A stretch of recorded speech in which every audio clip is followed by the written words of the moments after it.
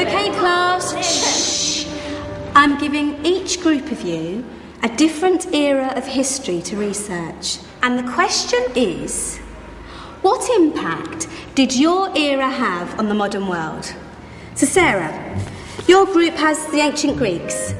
Ravi, you've got the Romans.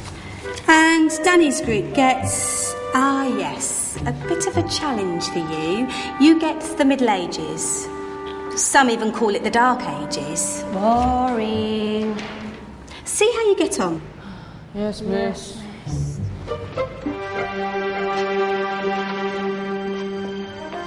Is that the librarian?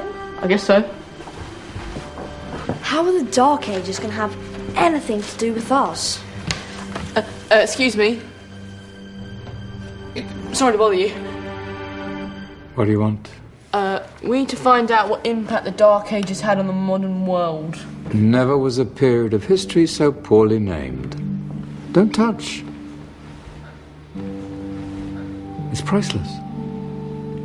And I suppose someone's been filling your head with the usual nonsense, eh? 1,000 wasted years. A black hole in history, am I right?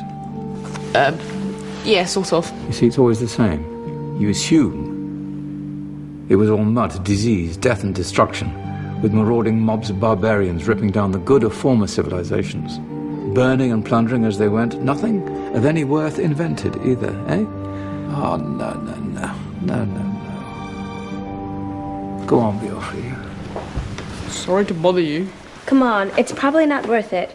Everyone knows that the Greeks and Romans invented everything anyway. Oh, did they now? And you're sure about that, are you? You know, I might just have something for you. You seem to be up for the task. I suppose I could... Follow me. I've got just the book for you. Excuse me, where are we going? From darkness into light, my young friend. From ocean onto land, there are things you should know. Oh, yes, indeed. Ah, here it is. Now, take a look. If you dare.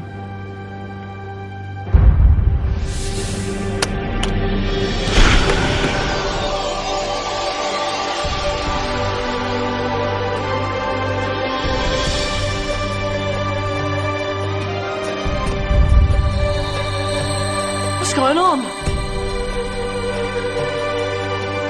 Welcome to the Dark Ages, or as it should be known, the Golden Ages. Who are you? I am Al-Jazari, engineer and ingenious inventor. I thought you said this was the Dark Ages. It doesn't look very... dark. That's because it's all a matter of perspective, my soon-to-be illuminated friend. Of course, there are parts of the world that weren't dark at all, but in a civilization that stretched from Spain to China, the golden rays of discovery and invention shone over everything. What civilization? The Muslim civilization, my young friend. Through scholars and scientists of various faiths, some of the most important discoveries known to man were made at this time. Discoveries that drew on knowledge of the ancients, but have more connections with your modern world than you could possibly ever imagine. Like what? Well, all sorts of things. I've got to get a picture of this. I knew it was a good idea. Who are you? Allow me to introduce Ibn al-Haytham, a great scientist whose ideas led to the invention of the camera. You invented the camera? I laid the foundations for modern cameras by explaining how our eyes work. I found a way of projecting an image onto another surface through a small hole in a dark room, later called camera obscura. Think of all the things that evolved from this discovery. Cameras, cinema, all share the same principle. Cool. Look out below! Who's that? That's my good friend, Abbas ibn Farnas, who gazed up to the heavens, passionate in his belief that man could fly. Whoa. Indeed, he dared to dream about flying 1,000 years before the Wright brothers. Do you know you all take your jet-setting holidays for granted, so it only seems fair to remember Abbas ibn Farnas. Stand by. I'm ready for takeoff.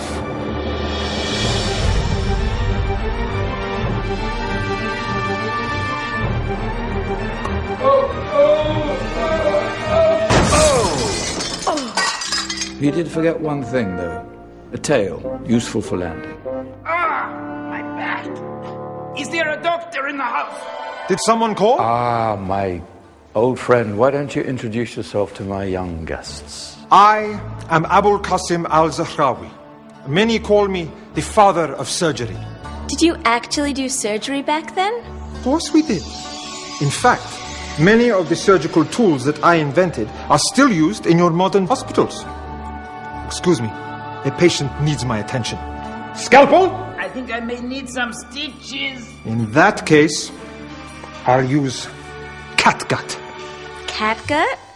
From the gut of animals. Perfect for stitching up internal wounds. Your surgeons are still using it today. Sorry, mustache.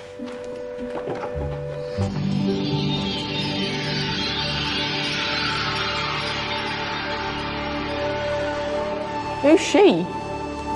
That's Maryam al-Astrolabi, one of the many brilliant women of her time. She made sophisticated astrolabes. Astro what? Astrolabes. They show the sky and the stars on a small flat plate you can hold in your hand.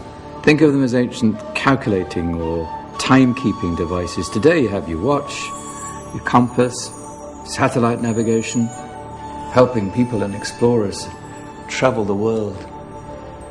Science at its brilliant best. And all these things were developed during the Golden Ages. And that's just the tip of the iceberg. There were thousands of other inventions covering all areas of life, and in the years that followed, their influence spread across the whole of medieval Europe. So you see, it wasn't so dark after all. What about you? Me? What did you invent?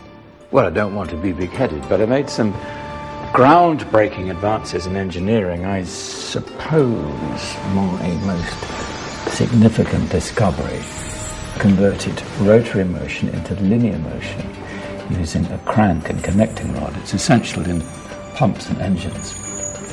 In fact, I've no idea how the Industrial Revolution could have happened hundreds of years later without such a device. Not that I ever get the credit I deserve. But my crowning glory was my amazing time-telling machine. My legendary elephant clock.